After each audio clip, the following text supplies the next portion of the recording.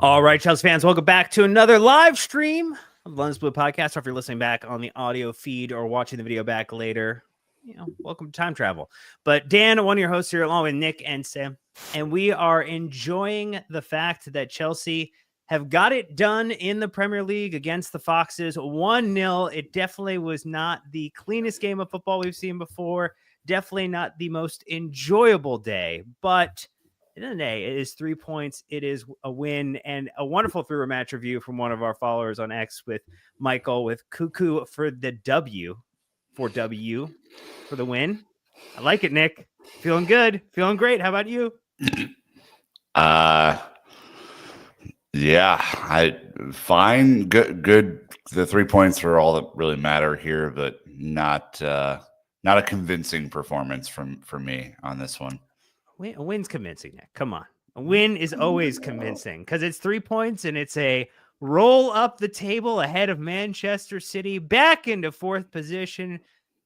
Feels good. The weekend results broke for us the right way. We're going to get into some thoughts around the match. We're going to talk a little bit about what that means for Chelsea's hopes, dreams, aspirations of playing at the top level of European football next season. And we'll engage with you on our wonderful comments here live as we're doing this here on YouTube as well. Sam, I know that you said that the newsletter might be a little bit of a stink fest. And we made some predictions on the preview pod. Do you have anything you want to say about those predictions?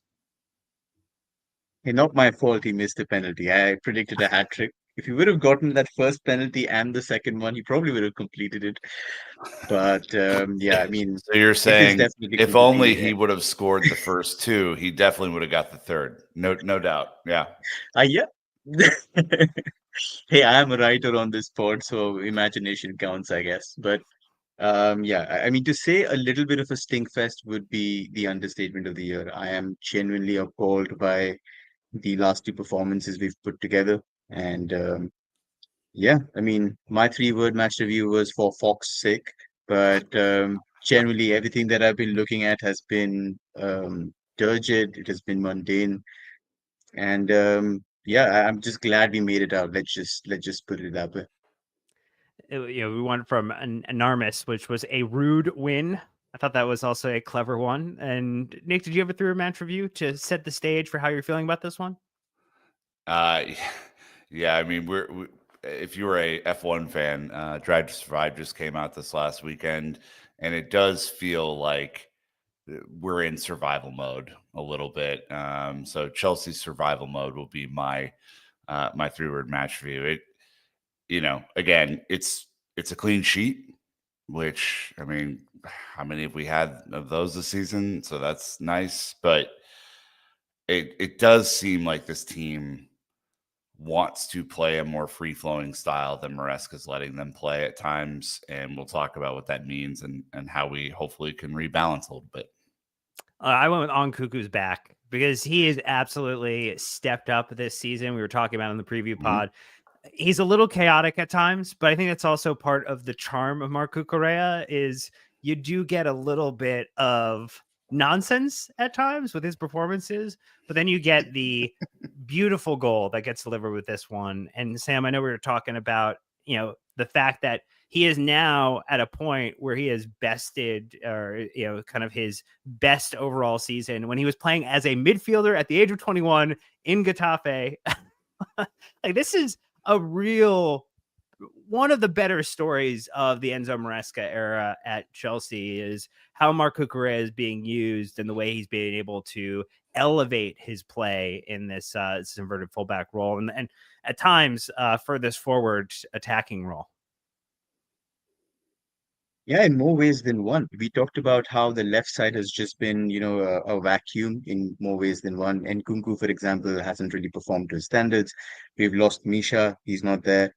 We've tried Sancho there, probably looks a little more lively on the right-hand side. So the left side has been a bit of a question mark. And to see him step up, not just in that sense where he's holding width, but to also make those runs into the box.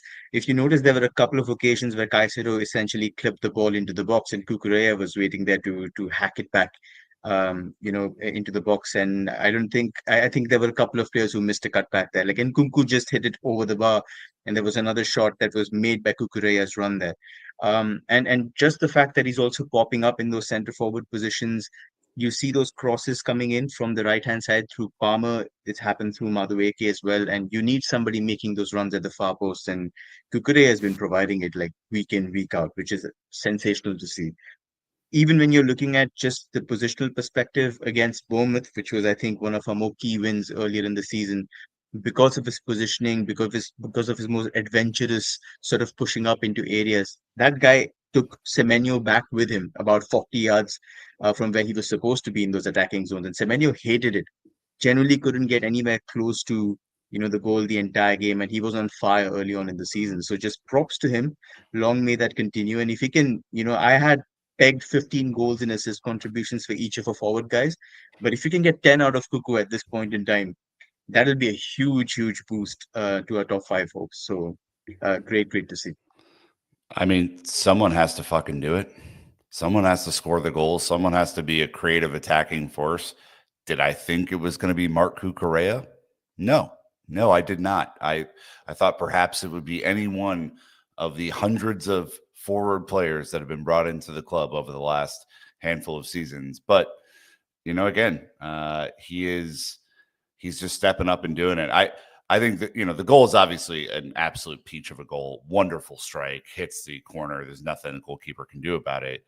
Wonderful bit of play. But his defensive work today was outstanding. I mean, it's especially at the end. You think about the last 20 minutes or so of this game and the amount of effort he was doing tracking back.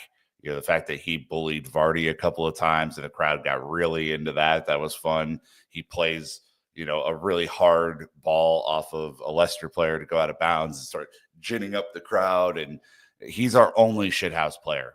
He is our only shithouse player. He's the only guy in this team who has the consistent capabilities of doing his job and playing a little bit on the edge in a way that doesn't, always kill us, which is nice. I mean, there have been times where Nico Jackson's shown it, but this is really the guy. This is the one person that we have. I'd love to have 10 or 15 more of them because it would make a huge difference in the mentality of the team. But he is doing his thing right now, and I'm super appreciative of it. Well, with this goal, he's going to jump up to 8 goal and assist contributions across all competitions this season in 28 starts, 32 matches played, and that's going to put him right on level with Jadon Sancho at the moment, and then one behind Joao Felix and Pedro Neto in terms of total goal contributions. So, I mean, fantastic. We asked at the beginning of the season, I remember this clearly because goal scoring has been such an issue for this team over the past 3-4 years. Where are the goals going to come from, right? And I think we all kind of came around to the idea that there had to be goals from everywhere, not just relying on 2 players. And for the beginning part of the season, when we were doing a lot better, those 2 players were doing it. Nico Jackson and Cole Palmer, they have stopped doing it. Obviously, Nico injured and Cole just completely shot of confidence right now. And if you think about where these goals are now coming from, it's some from midfield, some from our wing backs, it's a couple from center backs. It's just, you need other players to step up when your forwards aren't firing. And, did I think it was going to be him again? No, he has never until this season not shown an ounce of attacking threat. I mean, he's largely been played as a defensive player, but he's now the guy that we are crossing the ball into on open play attacks. It's just it's dynamic and interesting, and not what I expected. The sub 5'10" individuals getting headed, being involved in heading competitions in the box, just wonderful, just wonderful to see. One thing that was not wonderful to see, as we kind of maybe talk about things that really made it difficult on the day for Chelsea to find a foothold in this game, you have to start with the fact that, and Optajo has it at 13. So this is just from their tweet. Cole Palmer has missed a Premier League penalty for the first time with today's 13th he has taken, ending his 100% success record from the spot in the competition. Unlucky. And I think as we look back on this day, I would like to invite this Tim Robinson to leave because he absolutely really effed up on not one, not two, but three. I No. counted Two. three. Two. Two. Okay, we'll say two. Two The penalty the situations. handball behind, that's ridiculous. That's tough. Okay, well, we'll call it 2.5, and we'll just we'll split it between us there. But you could have had a Cole Palmer day of hat tricks here last season if the officiating was a touch better and if Cole was back in that mode. Just a real head scratching element here, Nick. I mean, he does get subbed off early. He does go right down the tunnel. It didn't look as if necessarily there was any like major injury kind of leading up to it, but it's kind of this continued just real concern about how do we get Cole Palmer firing again, particularly as we're going to have an Arsenal match coming up here. We've got the Tottenham match right after the break. Like it's not getting any easier as we have fewer games left here. Like the difficulty is about to creep back up. Oh, he is way overthinking it. Way overthinking it. I mean, he has said in interviews, they ask him like, what were you thinking about when you stepped up and took this penalty or had this great free kick? And he's like, I was thinking about nothing. Not one thought was in my head, whether just left or right. That was my only kind of thing. And like he is overthinking it. You could see it on his face when he stepped up to take the penalty, the one penalty that we were given, which was also relatively soft. You could see he was sweating it. You could see that it wasn't comfortable for him. And it wasn't just that. His general play today was lethargic. And I think it's probably the weight of someone who feels the expectations, who feels like my teammates aren't necessarily doing a whole lot to inspire confidence. I have to be the hero. And he was playing so much better. The whole team was playing so much better at the start of the season when they were sharing the ball. They were making the key pass. They were, looking for each other instead of looking for themselves and their own glory. And there are a couple of moments in this game where more on the passing side, Sam, isn't making the last pass that I would expect from a player of his caliber. He's holding on to the ball, trying to make double, triple sure that it's the right thing. And it just, I think when he loosens up a little bit, and it will happen, he's too good to not, the game will start to come to him a little bit more instead of him trying to force it, and he'll be much better off for it. I mean, in a sense, Dan, I mean, just Nick and Dan, I mean, I'm looking at all the numbers, and the last 5 games, he's missed 4 big chances. Just the fact that he's been so clinical throughout his PL career with us, that missing those amount of chances over multiple games is almost outlandish when you look at a player like him. And of course, when you talk about execution, when you talk about just how his average play looks like, it has dropped off significantly. Just the decisions that he's making in terms of his final pass. There was one instance where he was released down the left wing today, had an option to reverse pass it, didn't. He sort of drove into the box, delayed his shot, and the shot was blocked. So just those decisions where, 9 on 10 Cole Palmer would be absolutely making that decision first time and picking the right option, hasn't been able to do it. So even like you mentioned, he's been genuinely unflappable from the penalty situation. But today, Hermanson tried to delay it, kept saying the ball's not positioned well to the referee. From that penalty point to when it was taken, at least 90 seconds would have elapsed. And you could see Cole Palmer was thinking it, and he was thinking, what if I miss? My form's here, everything going through that mind of his, and he missed in the end. So perfectly done from Hermanson, but that's what happens when you give an under pressure player that amount of time to think. And Cole Palmer doesn't like to think. We all know that. So, yeah, it's just, I think, again, an extended run of form. It's now 9 games without a goal or assist, which is quite concerning. Like Nick mentioned, if you tie in that to the larger perspective where your top GA guys are Cole Palmer with 20, and Cuckoo with 17, Jackson with 14, Fernandez with 13, and Madueke with 11, most of those, like 4 out of those 5 guys, are either injured, out of form, or not contributing. And there's just one guy, Enzo Fernandez, there who's trying to offer bit part contributions, which is why you're in the situation that you're in. Your team's not scoring. You're cracking out wins, which are like, 0.35, 0.40 open play XG, which is disgraceful. So you have to make do with it. You have to find solutions, and it's not an easy run of fixtures to experiment and find solutions in. Yeah, when you think about the upcoming set of fixtures for this team, and we do have our Europa League conference game, and then it is Arsenal. We get the break. It's Tottenham, Brentford, Ipswich, Fulham, Everton. And then that kind of takes us through the end of April. And May is just absolutely A Liverpool, gauntlet. Newcastle, Man United, Forest. So No. you want to get as much pre-work done before that last four as possible so that you have enough of a lead to overcome it.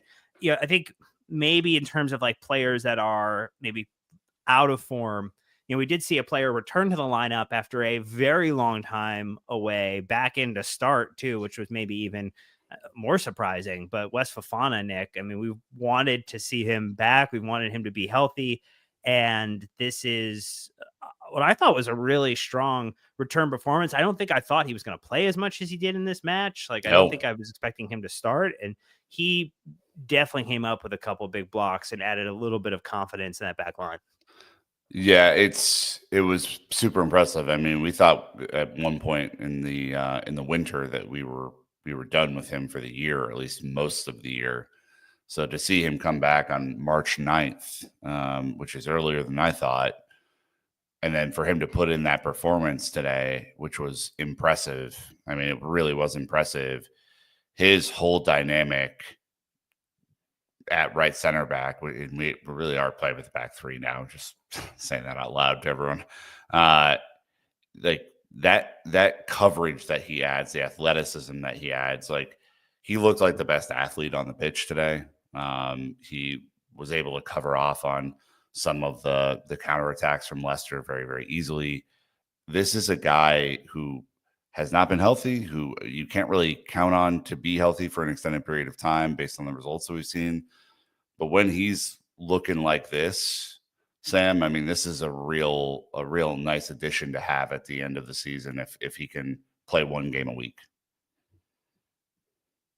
Our downfall sort of started when he got injured as well. So makes me think that there's definitely, in terms of an organizational capacity or even the dynamic that he has with Cole, for example, when you've got two center backs who are comfortable pushing up, who are comfortable dropping back, you can see the transformative effect it has on the back line. So just great to have him.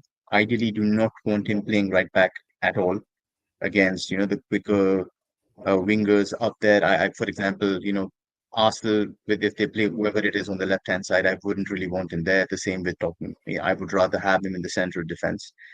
Credit to Tosin, who did, again, very well today, but you'd rather want West there and probably have like a fit Reece James in there deputizing and offering whatever tactical flexibility you want. But yeah, I mean, we mentioned this multiple times, even in the signing pod with Dan, even, in multiple preview pods. When West Fofana is fit, he's one of the best centre backs in the league, without the shadow of a doubt. Just genuinely a freak athlete who's terrific on the ground, absolutely sensational in the air, has the recovery speed to keep up with the likes of Kylian Mbappe. So, and you want somebody like that when you want to have a high line and put the pressure on. So great to have him back. Yeah, I think just connected to this, Dan, one thing I noticed today, especially in the first half, is like Fofana was like the catalyst for this. So it kind of just connected the dots in my head here. There were a couple of times where Fofana went on these like long runs because no one picked him up with the ball, right? He sprinted forward and was already past the halfway line and ended up being the furthest player forward because that is not how Enzo Maresca wants to play. Enzo Maresca does not want to play this quick counter game anymore, despite the fact that it worked for us at the start of the season. And I also get the sense that there are some of Chelsea's own players who want to play this quick counter game when they see space in front of them and they want to run onto the ball and they want to create chances and they want to score goals or have one-on-ones. Like, it seems like there is a tugging at the tactical setup that is happening right now, where some players are like, all right, let's just settle in, let's do the passing, let's get it around the horn. Like, and there are some players who are like, fuck this, we want to go. Like, let me go. Unshackle me from this system that isn't always the answer. And like, that is, it's just something I'm noticing a little bit more recently. I guess like I'm of two minds, because like when you watch it, it doesn't necessarily feel great. But then when you also look at the fact that like we are doing enough and we are putting out enough to say like, hey, in the entirety of this game, Leicester City had 3 total shots. 3 total shots the entire game. Their XG was 0.1. Our good friend Kieran Doyle put out a tweet saying he actually takes a look at it, and the lowest XG conceded since Leicester, Norwich, and Malmo in the 21-22 season under Tuchel. Like that actually is the type of stalwart defensive performances that Chelsea have been able to produce previously that has helped them win leagues, win titles, win championships. And that's how it almost warms my heart a little more than, if we had won 3-2 in a very just back and forth type of thing. Like we are about to face some teams with way better firepower than Leicester City in this next run. And if we could have a rebound on our defensive structure and be more competent and comfortable back there, like I'm never going to feel comfortable at this point with Sanchez or Jorgensen between the sticks. But if Wes Fofana is healthy, if Reece James can be healthy, if Cucurella is playing as he is, if Colwell can step up too, like that is going to do a ton. In addition to, I think Caicedo continuing just to have a continual, in the running for best player of the season for Chelsea type of season. Not a bad place to be, Sam. Can I just interject there and quickly say we went from 14th to 10th in the clean sheets department today. We have had 6 Let's clean go. sheets. And I did say we would get the elusive one in this one.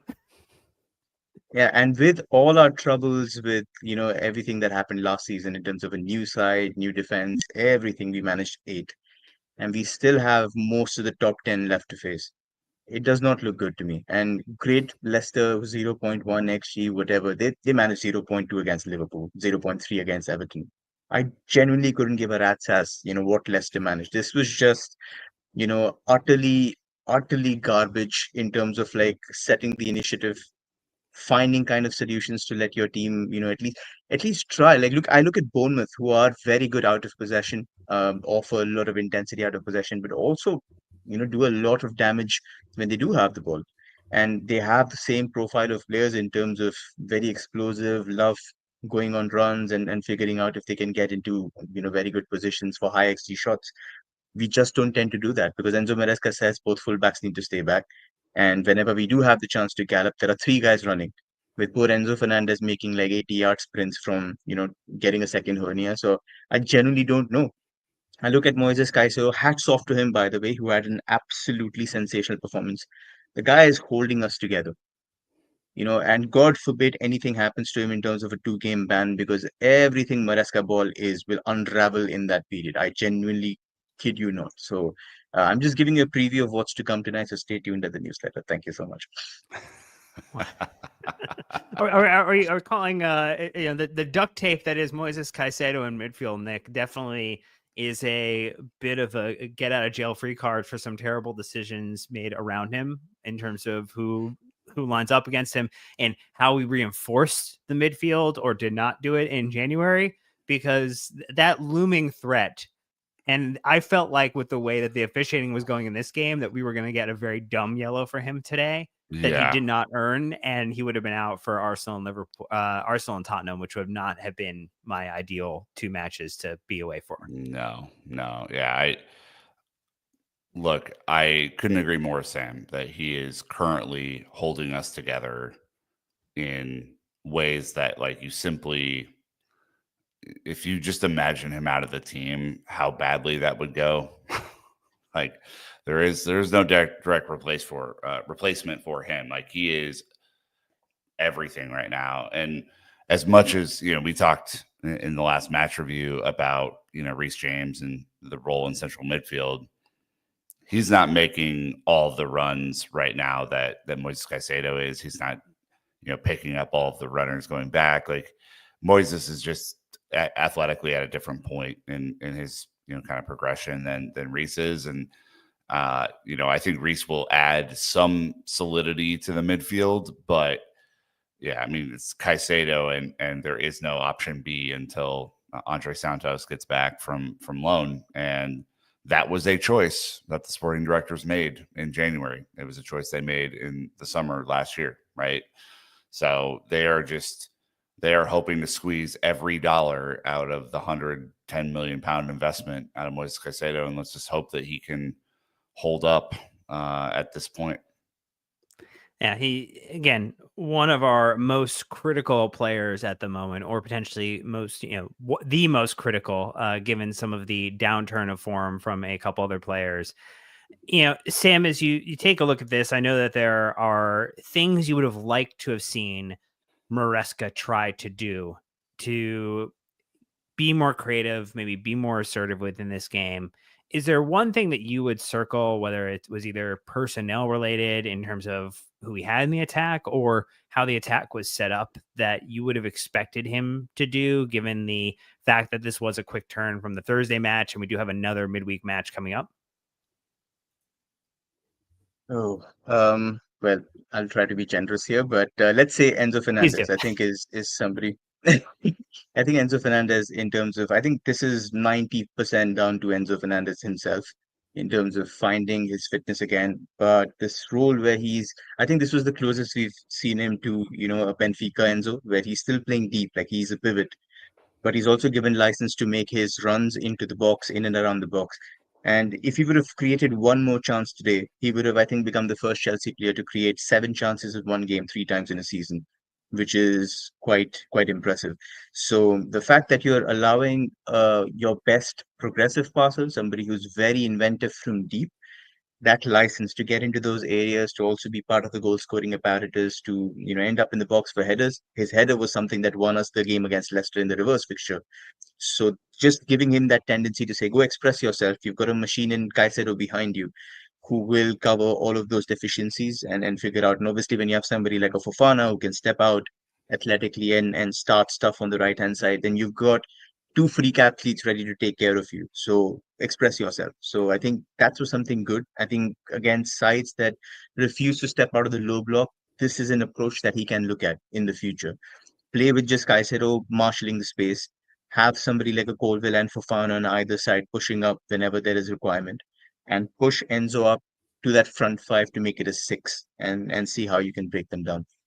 Yeah, I totally agree about the Fofana Caicedo connected pieces to Enzo's success. Like when they're both in the game, you can take a lot more risks with Enzo going forward. And it seemed a lot more comfortable for him in that regard, where he, didn't have to do everything. Like he was making some long runs at the end of the game, and I think trying to get into attacking areas. And really, when the game gets scrappy, he's one of our few.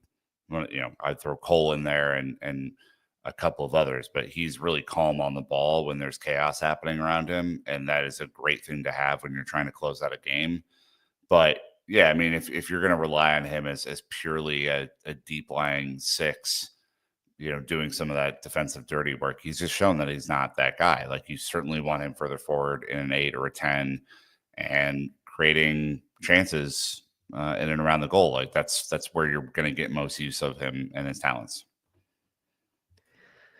I think the challenge is, when you have 20 shots in a game and you walk away with 1 goal, doesn't necessarily feel super great in these type of moments, Nick.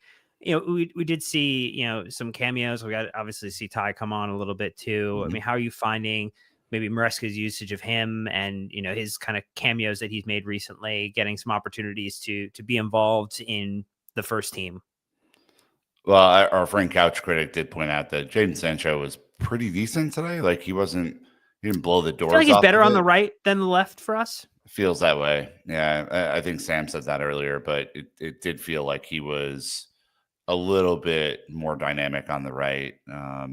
So I thought he had a pretty okay game. But I've loved what I've seen from Ty as well. Like he was in there just kind of causing chaos at the end of the game and trying to make runs in. He had a ball played to his feet that his first touch kind of let him down to set up for a shot, because that first goal is coming for him, and it's like, I want it so bad for him, but no, he looked the part when he came on. And I think the fact that he comes on for Cole Palmer is not insignificant. Like that is whatever was happening with Cole at that point, if he was just gassed or if he needed to, hit the training room or whatever, like Ty was the option off the bench, not, anyone else. So I don't know. I was proud of him. I want that goal for him so bad because I think it's going to completely change his trajectory and what he goes and does here. But I think for the moment he's contributing in positive ways.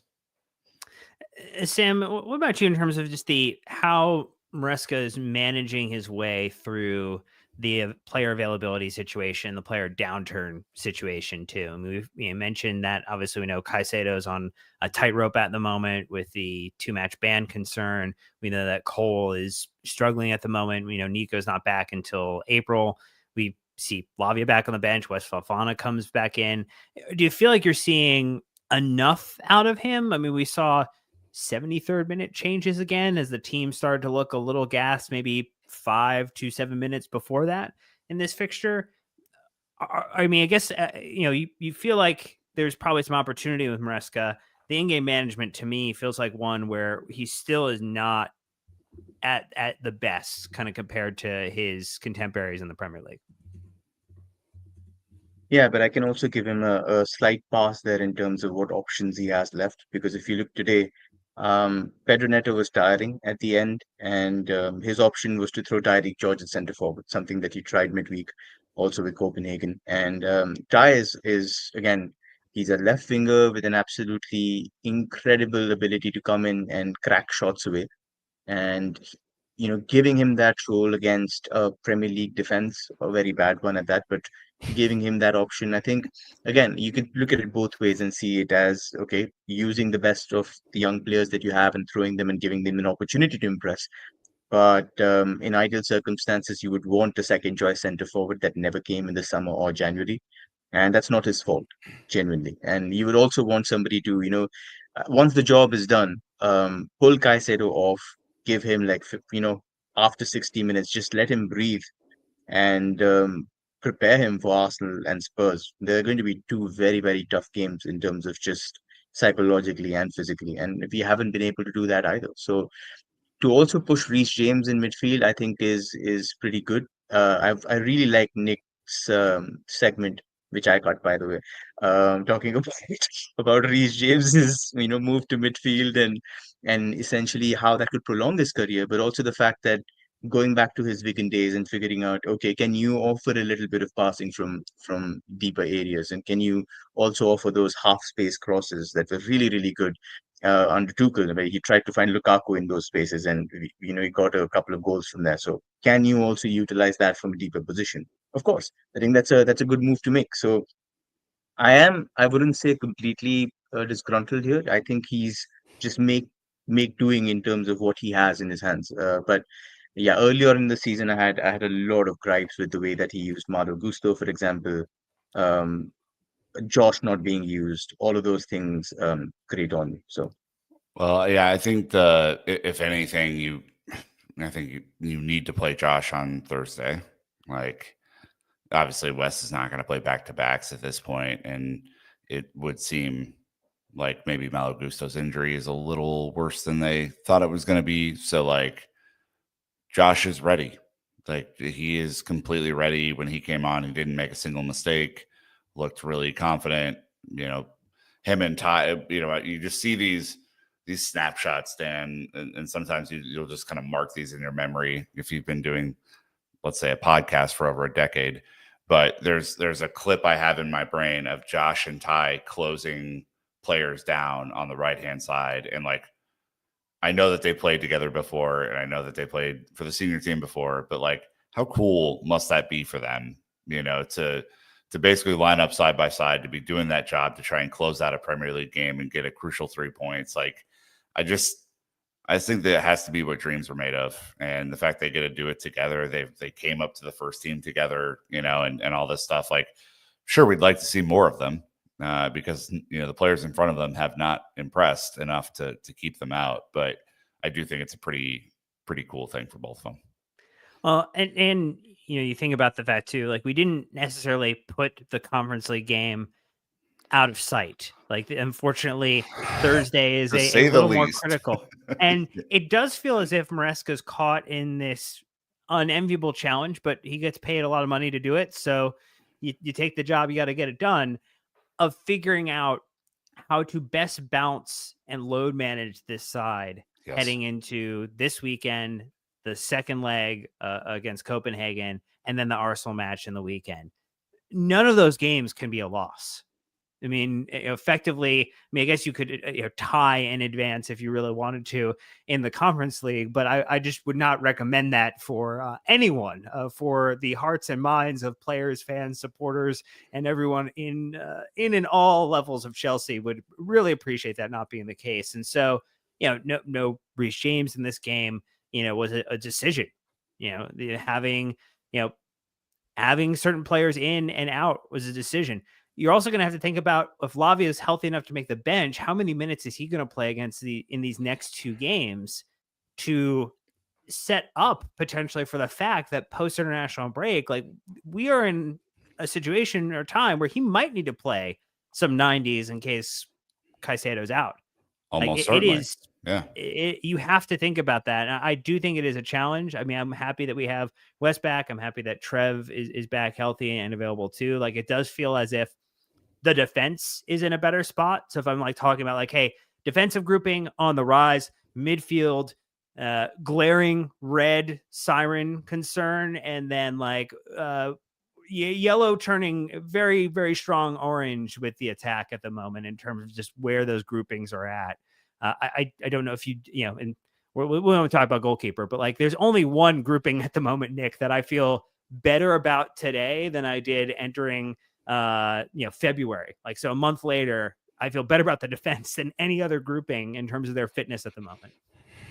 Yeah. It seems as if they're coming around. I hope that Lavia is able to contribute something by the end of the season. I think just like based on what we've seen with him and Wes, like I don't want to over count on those guys and then be disappointed. I think like it's more of me setting expectations for myself, right? And my own happiness as a supporter, which is if we get something out of them, out of these long-term injured players, I'd throw, Jackson's probably going to be back after the international break. Madueke maybe a little bit after that, but like if you can get something out of Fofana, something out of Reece James, something out of Romeo Lavia by the end of the season, like that would be a huge boost to the team at a time where there are a lot of tired legs out there. You can tell. I would throw Cole in that category. And Nkunku looks a little leggy. He's playing more than he probably thought he would just due to the injuries. Like, Cuckoo has to be tired. I mean, he's played every fucking match this year. Like, we didn't think we'd play him on Thursday, but of course Malo Gusto gets hurt and he has to come in. Like, there are some tired legs. The reinforcements would be really, really, really nice to have. And, they're all quality players in their own right. Of course, Reece is the best of the bunch, but you get a performance out of West like you did today against Tottenham or Arsenal, it would go huge distance to being able to be competitive in those matches. Yeah, you have three players in the 2,500 club in terms of minutes across all competitions. Cucurella leads the team, Cole Palmer, and then Moises Caicedo. Yeah. And then there's a bit of a drop off, 2,300 for Colwell, 2,250 for Enzo, and then Sanchez at 2,000. So like you have a very like heavy drop off to like that next group of players where you would potentially like to see a few more who had crested above that 2,000 mark with a high level of contribution. This paints the scene that like injuries have been a problem, availability has been a problem, and it has required some creative ideas, some recasting of roles to try to put together an 11 occasionally to try and tackle the challenge ahead of us. Yeah, it's like an Iron Man 2 when Don Cheadle comes in. He's like, "Yes, it's me. I'm here. Get used to it." And that was like the recast over from Terrence Howard. I like that they're all connected though, right? Like ideally, you would love to go into Thursday because you're 3 or 4 up and you feel confident at home that you're going to be able to get the job done and be able to rest a bunch of players ahead of Sunday. We don't have that luxury, Sam, and this is why performance on performance really does matter for a team that is trying to get into the top 4, top 5, whatever you think it is, and then also win the conference league, which we should do going away with the talent in the squad. I should also add that Copenhagen didn't have their full strength squad or their full strength 11 when they played us. So, what we did beat, thanks to like two really, really cracking individual moments of quality, wasn't really what we were going to face in the second leg. And we've seen what happened against Servette, where it looked like we were going to get knocked out before we even entered the UEFA Conference League. So those possibilities happen. The Danes are not going to take this easy. They're genuinely going to be very, very difficult to play against. So job should have been done in the first leg. But now you're going to rely on, like you said, is Cucurella going to play again, or do you make some outlandish decision like, oh, Benoit's fit again?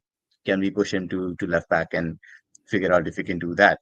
And maybe try Josh on the right or West Fofana or like Trev Chalobah on the right, whatever. Like he's got his own headaches now, Maresca, in terms of figuring out what to do. But you don't want to be in that position. You want to preserve your best players before, a 48, 50, 60-hour break before you face Arsenal.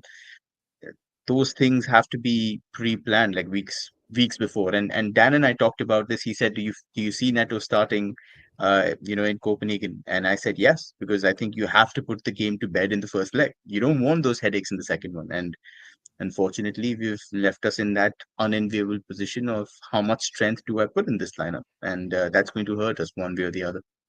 Well, it kind of is a Chelsea thing this weekend on just the fact that as of time of recording, we can confirm the Chelsea women also decided to win their game 1-0 with Lauren James absolutely delivering in the moment. And then just a moment ago, the draw for the FA Cup semifinals.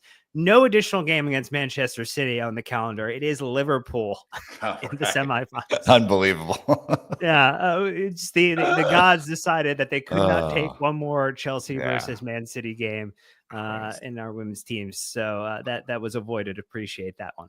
Yeah, I would just say about Neto, because Sam brought him up.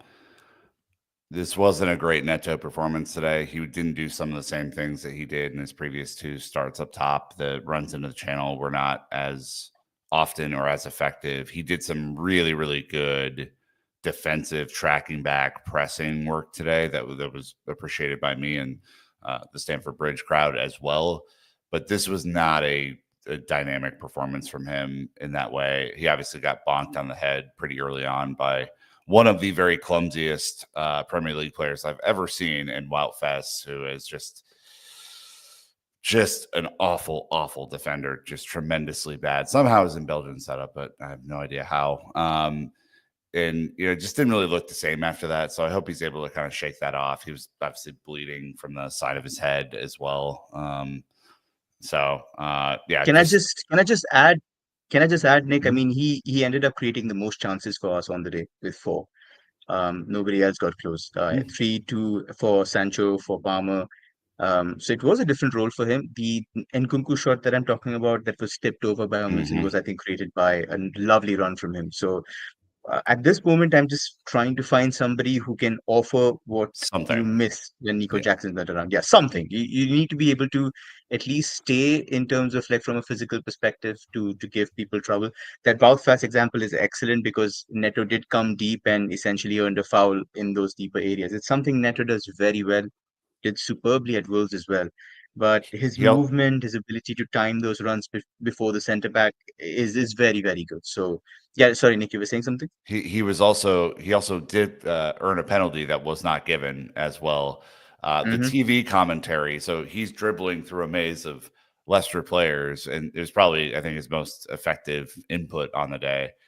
The commentary said that while he was dribbling through the players, he initiated the contact and The went contact. down. Yeah. Yeah, no. That's definitely what you do when you are dribbling through a maze of players, is look for someone to make contact with. You're that good. The commentary today, Defining intention behind that was quite hilarious. the commentary today in the States was fucking atrocious. And I don't like to call out these guys because I know they have a hard job, but it was like they were looking for everything to go a different direction. It was very, very strange. I didn't get it. Here's the one thing I will call out. So as we kind of round on this one, Chelsea are 4th in the table, which is a great place to be on 49 points. It's just 2 points behind Forest at the moment. Currently 0-0 Man United, Arsenal at the moment. But just ahead 2 points of Manchester City, and now 3 points ahead of Brighton, and 4 points ahead of Aston Villa. So we have created the tiniest bit of separation from a couple of teams. Not a lot, not enough to feel comfortable, but enough to head into next weekend at least being kind of in those top 4, top 5 spots, and Champions League football being on the cards for next season. It's all going to come down to Chelsea, as it does at the end of the day. It does at the end of every season. But that's going to do it for this live stream. So thanks for joining us on this one, chatting through it. It's a win. Chelsea got it done, both on the men's and women's side. So enjoy that. We'll be back later this week because Chelsea are back in action again for the Conference League and hopefully punching their ticket in the next round. So till next time, Chelsea fans, you know what to do. Keep the blue flag flying high.